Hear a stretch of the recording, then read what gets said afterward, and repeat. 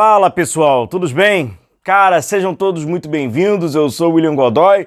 Poderíamos sim estar falando agora de um bicampeonato, poderíamos estar sim agora festejando o título do Mundial, não seria nenhum devaneio, não seria... Cara, o Flamengo chegou muito perto e até eu acho essa proximidade que ela ainda nos fere, né? Deixa essa cicatriz por ter chegado tão próximo, mas... Olhando friamente, o Flamengo provou novamente, eu acho que nem precisava de mais uma comprovação, mas novamente, né, que esse time de 2025 é um time extremamente competitivo e é um time que não deve ao futebol europeu no aspecto de competitividade, né? Tem jogo, ele consegue jogar. É evidente que é um jogo que é diferente para ele do habitual, né? Nesses 80 jogos é um jogo diferente da grande maioria, mas ele consegue competir e com um plano de jogo, com uma estratégia, bem preparado emocionalmente, fisicamente, ele consegue proporcionalmente jogar também com as suas características. Então já está mais do que comprovado, né? É uma temporada que acaba com 3 desafios contra clubes europeus, você vence o Chelsea, você perde para o Bayern de Munique e você empata com o PSG. Você marca 6 gols, toma 6 gols, saldo 0, 4 pontos com saldo 0, talvez numa etapa de fase de grupos, como é a Copa do Mundo, o Flamengo conseguiria se classificar, talvez ali em segundo, né, somando 4 pontos, marcando 6 gols, poderia. Então é aquilo, né, o Flamengo já comprovadamente. E nesse jogo, o Flamengo novamente, cara, o Flamengo foi chato pro PSG. O PSG tem qualidade, é um time qualificado, não vem com essa história, não, porque o PSG é tipo luta de Dragon Ball. Não, agora o meu golpe eu vou dar com 70% de força. Não tem esse negócio, os caras jogaram o jogo. O próprio Luiz Henrique tenta fazer mexidas no próprio posicionamento dos atletas para tentar, né, aquilo, vamos tentar aqui alcançar mais a meta do Flamengo, criar situações, mas individualmente o Flamengo teve jogadores que estiveram numa partida, num momento muito especial, mas infelizmente também tiveram alguns jogadores muito abaixo, né, e que seriam muito importantes. É muito difícil, muito difícil você passar por um jogo como esse, vencer um jogo desse, com o seu goleiro estando nos seus piores dias. Normalmente, os goleiros, para você conseguir essa façanha, o seu goleiro tem que estar nos melhores dias. Justamente na partida contra o PSG, o Rossi parecia estar nos seus piores dias, que, né, nossa, como ele protagonizou lances abaixo até daquilo que ele é capaz de fazer. O PSG montava aqueles triângulos, né, pelos lados, bem característico, né? Bota um triângulo no lado direito, bota um triângulo no lado esquerdo, um cara vai trabalhar como um falso centroavante e o Vitinha que vai ficar municiando esses caras, né? E aí o Flamengo, quando ele marcava assim, ele marcava bem, né? Marcando bem assim por zona, e os dois caras do lado, que é o Carrascal e o Plata, né, no 4-4-2, eles tinham uma tarefa de acompanhar os caras que vão atacar. O Nuno é um absurdo, né, lateral esquerdo do PSG. Então o Plata tinha que ficar acompanhando ele para ajudar o Varela, e o Carrascal, mesma coisa para ajudar o Alexandre. Mas aí, na minha opinião, houve uma grande diferença, uma grande disparidade de jogo do Plata com o Carrascal. O Plata, ele conseguiu mais do que o Carrascal, até nessa fase, não estou nem falando da fase ofensiva, da fase defensiva, o Plata colabora bem mais, ajudou bem mais ali o Varela do que o Alexandre. E o Varela e o Alexandre, na minha opinião, foi assim, os dois fizeram um jogo, até mostra aqui pelas soluções que o Luiz Henrique tenta para a partida, para tentar criar novos duelos, mas eles foram muito bem. O Kvaratskhelia está de um lado, depois ele vai para o outro, o Varela consegue diminuir ele, o Alexandre também consegue diminuir ele, enfim, os dois laterais fizeram uma partida serena, com equilíbrio e ajudaram muito o Flamengo defensivamente. Cerca de mais ou menos 10 minutos, né, o Rossi já apresentou que não estava nos seus dias. Novamente ele tentou evitar a saída de bola, cara, foi por centímetros, o Flamengo não começa a perder um jogo, com menos de 10 minutos seria complicado. Felizmente essa bola saiu, foi escanteio pro PSG. E aí quando o PSG tem a bola, o que o Flamengo em algumas oportunidades fazia? Bom, ora eu vou tentar subir um pouco, ora eu vou ficar no bloco médio. E eu acho que esse posicionamento do bloco médio pro jogo, para a forma que o jogo, né, ele pedia, ele era muito importante. Por quê? O PSG começou a enfileirar os caras lá na frente. Como a gente vê nessa imagem aqui, já começa. É aquilo que a gente já estava imaginando, né? Vai saindo com os três, o Vitinho às vezes cai ali para sair jogando também e tal, e já coloca a galera lá para frente. Então era muito importante, né? O Flamengo tá sempre muito compacto. O gol que o Flamengo... Se pudesse, se pudesse... Gostaríamos agora de ter aquela antiga, né? Aquelas fitas retrôs que você podia rebobinar. Agora seria bom demais. Era um momento para rebobinar, para refazer e quem sabe fazer de uma forma diferente. O gol que o Flamengo sofre tem, né? A falha do Rossi no ponto final da jogada. Mas no ponto inicial, se pudesse, eu não gostaria de ver um Flamengo tão exposto como ele ficou no gol do PSG. Teve um espaço além da conta, mais liberdade, e o futebol é tempo e espaço. Nos poucos instantes que o PSG teve mais espaço e consequentemente, quando teve mais tempo, acabou gerando uma jogada perigosa.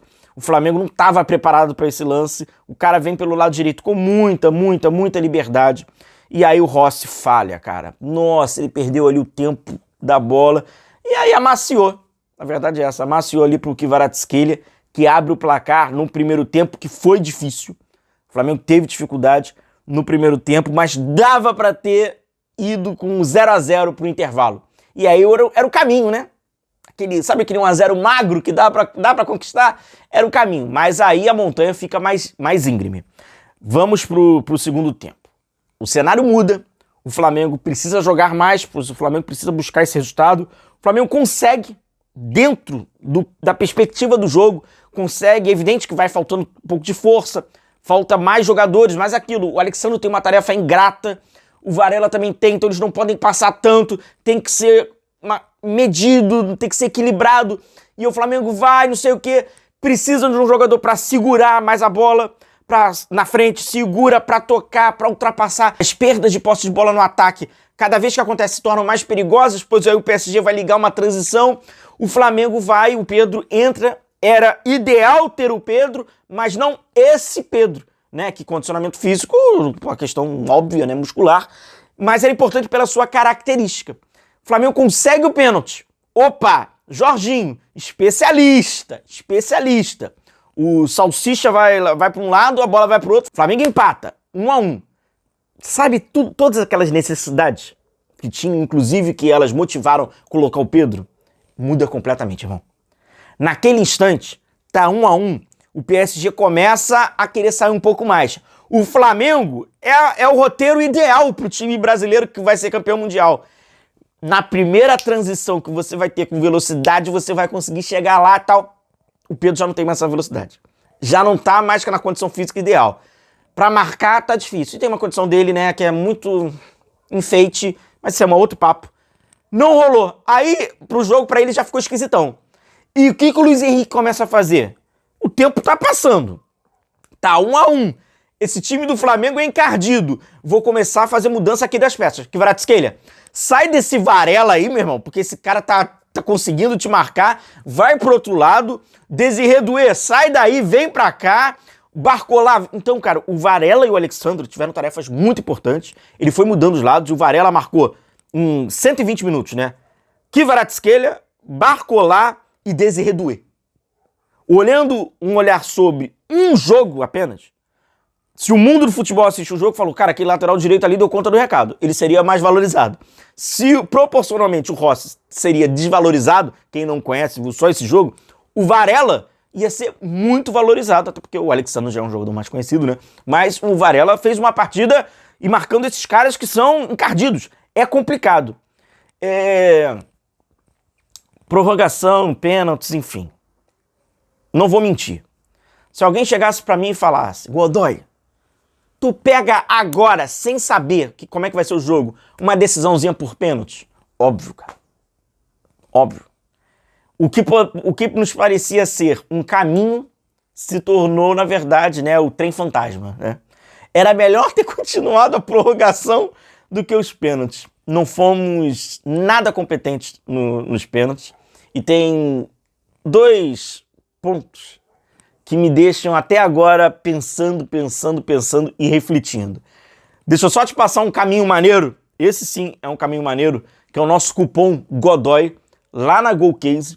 Está por tempo limitado o desconto em dobro. Então o nosso cupom está dando o dobro de desconto lá na GoCase para você aproveitar produtos aí oficiais do Flamengo, como essa minha capa do celular, ou até mesmo garrafas, copos térmicos, mochilas, malas, tem várias estampas, não apenas de futebol, mas para quem curte futebol e quem é apaixonado aí pelo nosso Flamengo, pode personalizar com o seu nome. O link está na descrição do vídeo, está no nosso comentário fixado. O nosso cupom por tempo limitado está dando o dobro de desconto, então é uma boa oportunidade para você usá-lo e botar aquele precinho no bolso com ótimos produtos da GoCase, tá bom?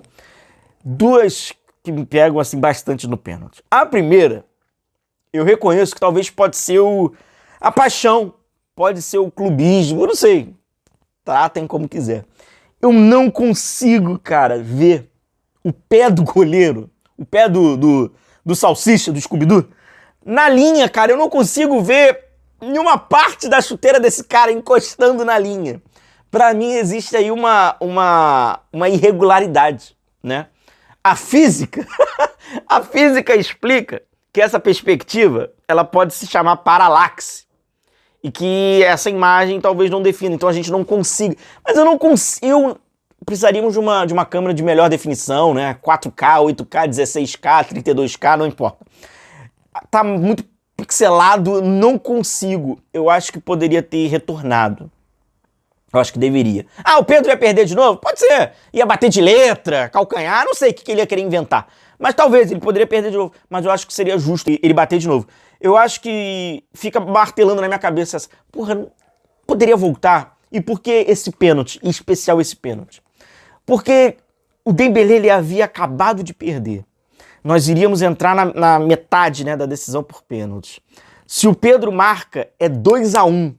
O outro jogador do PSG já entra de uma outra forma, pois o Dembélé acabou de perder.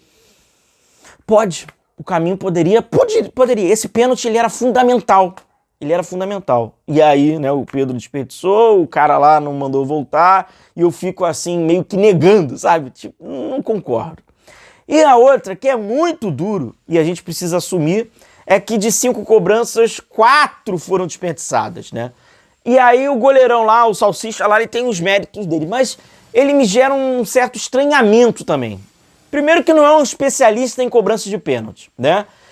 O do Saul, se ele estudou o Saul, ele pode realmente pegar ali, porque o Saul já fez esse tipo de cobrança, então tá no histórico do Saul, ele viu lá, bom, ele bate normalmente mais na minha direita, eu vou lá, perfeito. O do Pedro, embora eu acho que ele tenha se adiantado, mas ele foi lá, esse cara tenta retardar um pouco aqui a cobrança, se eu esperar, ok, faz parte do estudo. O Luiz Araújo, o canhoto, provavelmente bate mais cruzado, o Luiz Araújo tem uma cobrança cruzada, recente, perfeito, faz parte do estudo. E ele tava saindo todas antes. Agora, o do Léo Pereira me deixa uma pulga atrás da orelha. Como é que o salsicha ficou parado no meio do gol? Ele se movimentava em todas, a do Léo Pereira, ele fica parado, sendo que o Léo Pereira não tem nem histórico de bater no meio. Então me deu uma desconfiança, sabe? Uma coisa que eu fiquei, gente, não é possível.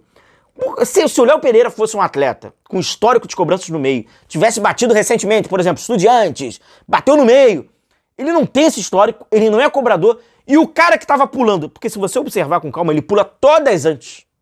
Todas ele pula antes. A do Saul, por exemplo, ele já tá, porque ele já tem a referência, ele tá convicto. Mesma coisa do Luiz Araújo. Agora, do Léo Pereira, ele vai ficar parado.